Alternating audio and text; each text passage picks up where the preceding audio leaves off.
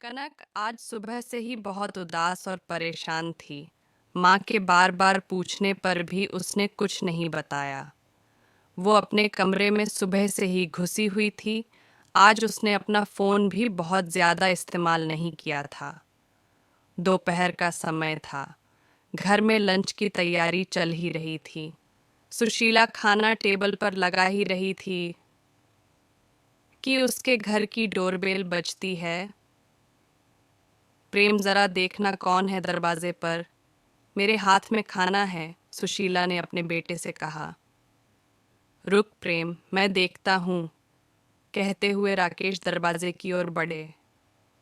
अरे प्रेमा जी, आप आइए आइए, अंदर आइए। मुस्कराते हुए राकेश ने हाथ जोड़े और झुककर प्रेमा को अंदर आने को कहा ही था कि उनके पीछे सुशीला आ चुकी थी। अरे प्रेमा बहन, आप सब ठीक तो है? आइए, आप बिल्कुल सही टाइम पर आई है। बस खाना लगा ही रही थी डाइनिंग टेबल पर, सुशीला ने प्यारी सी स्माइल देते हुए कहा। हाँ, वो सब तो ठीक है सुशीला, मैं यहाँ कोई खाना खाने थोड़े ना आई हूँ। अंदर आते हुए प्रेमा ने थोड़ा सा जोश दिखाते हुए कहा। क्या हुआ बहन जी, आप तो नाराज़ हो रही हैं, कोई बात हुई क्या? राकेश जी ने प्रश्न सूचक निगाहों से देखते हुए प्रेमा से पूछा। प्रेमा ने उनके प्रश्नों का उत्तर न देते हुए कहा। कनक कहाँ है? आई जी, वो अपने कमरे हैं, अब भी बुलाए देती हूँ। पर क्या उसने कुछ किया है? सुशीला ने फिर से वही प्रश्न किया। कनक का जिक्र चल ही रहा था, तब तक वो भी अपने कमरे से निकल बाहर डाइनिंग हॉल में आ जाती है। नमस्ते आंटी जी, कनक ने अपने सर पर चुन्नी करते हुए प्रेमा को विश किया। नमस्ते, तो ठीक है कनक, पर ये बताओ तुम कल से सूरज से बात क्यों नहीं कर रही हो और अपना फ़ोन क्यों बंद करके बैठी हो? प्रेमा ने कड़क तेवर में कहा। अब घर के सारे सदस्य सहित प्रेमा भी कनक को ही देख रहे थे। देखो, सूरज बहुत ही इमोशनल और हठीले स्वभाव का लड़ी शाटका है।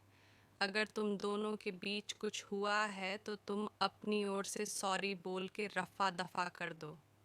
मैंने तुम दोनों की सगाई के बाद शादी में 4 हफ्तों का टाइम इसीलिए रखा है ताकि तुम दोनों आपस में बातें कर सको, एक दूसरे को जान सको। इसलिए नहीं कि रोज रोज मुंह फुला के गुस्सा करके बैठ जाओ। कनक, क्या हुआ है? और प्रेमा आंटी सही तो कह रही हैं। अरे छोटे मोटे झगड़े तो अक्सर होते ही रहते हैं कपल्स में। अब हमें ही देख लो, शादी के इतने दिनों बाद भी तेरी माँ मेरे से रोज़ झगड़ा कर ही लेती है। फिर भी मुझे सॉरी बोल, मामला रफा दफा करना ही पड़ डरता है। राकेश ने कनक से झोली अंदाज में स्माइल के साथ कहा। आप तो रहने ही दो बच्चों को ऐसे। टाइम पर भी ना यही एग्जाम्पल देना। बेटा कनक, अगर कुछ है तो हमें बताओ। कल को आपकी शादी सूरज से ही होनी है। इतना अच्छा लड़का हमें फिर नहीं मिलेगा। प्रेमा दीदी सही कह रही हैं। सुशीला ने भी कनक को समझाने की कोशिश की। कनक, हम तो अपनी दोनों फैमिली के भले के लिए कह रहे हैं। शादी के इनविटेशन कार्ड तक बढ़ चुके हैं, सारे रिलेटिव्स को पता चल चुका है। अब अगर कुछ होता है तो क्या कह के उन्हें मना करेंगे, ये हमारी दोनों फैमिली की नाक का सवाल है। और अब प्रेमा ने सुशीला की ओर देखा। सुशीला, मैंने तुम्हारी बात पर भरोसा करके अपनी दोस्ती को रिश्तेदारी में बदलने की कोशिश की, लेकिन ये कनक तो कल से सूरज को नाराज़ करके बैठी है। वो कह रहा है, माँ, तुमने न जाने कैसी अनपढ़ टाइप की लड्डी ढाकी ढूंढी है मेरे लिए। अब तू तो जानती है सुशीला, मेरा सूरज बाहर पढ़ा लिखा है और ऊपर से थोड़ा हठीला है। अगर उसने एक बार मना कर दिया तो फिर अपने बापू की भी नहीं सुनेगा। अब तू देख ले, इसे उसे सॉरी बोल के मनाना तो पड़ ढहेगा। अब कनक कुछ बोलती, उससे फाई ही वहाँ पर बैठी कनक की छोटी बहन डॉली बोल पड्डी डी डी ही। दीदी क्यों सॉरी बोलेगी जब उनकी कोई गलती ही नहीं है? सॉरी तो आपको और आपके बेटे सूरज को बोलना चाहिए। डॉली की बात सुन के सब हक्के बक्के और हैरान होने लगे। क्यों डॉली, ये क्या कह रही है तू? हाँ मैं सही कह रही हूँ।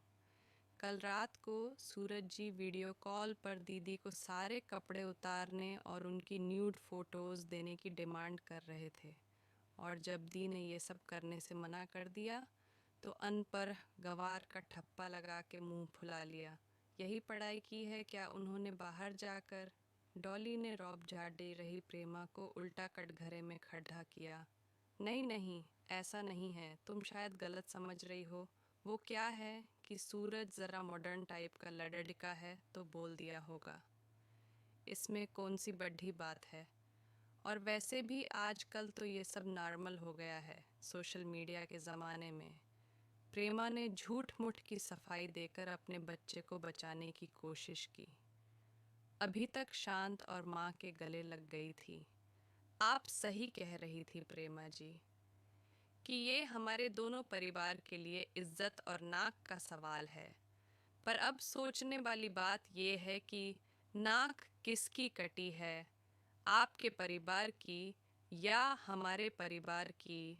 अगर आपको किसी भले घर की लडी डडी हक्की के न्यूड फोटो मांगना आधुनिकता और नॉर्मल लगता है तो ये काम आपको मुबारक हो। ये सब हमसे तो न हो पाएगा। राकेश जी ने अपने दोनों हाथों से अपने आंसू साफ किए और फिर प्रेमा के आगे हाथ जोड़ लिए। प्रेमा, तू सब कुछ जानकर भी अनजान बनते हुए मेरी बेटी से सॉरी बोलने के लिए यहाँ तक चली आई। पर कोई बात नहीं, मैं तेरे घर पर तेरे बेटे की इस हरकत पर ये भी कहने नहीं आऊँगी कि तेरा बेटा मेरी बेटी के आगे सॉरी बोले, क्योंकि इतनी संकीर्ण सोच रखने वाले इंसान को मैं अब दोबारा देखना भी पसंद नहीं करूँगी। अब तुम जा सकती हो। प्रेमा अब कुछ बोलने लायक ही नहीं रही थी। वो अपना सा मुंह लिए चुपचाप वहां से जाने लगती है। राकेश और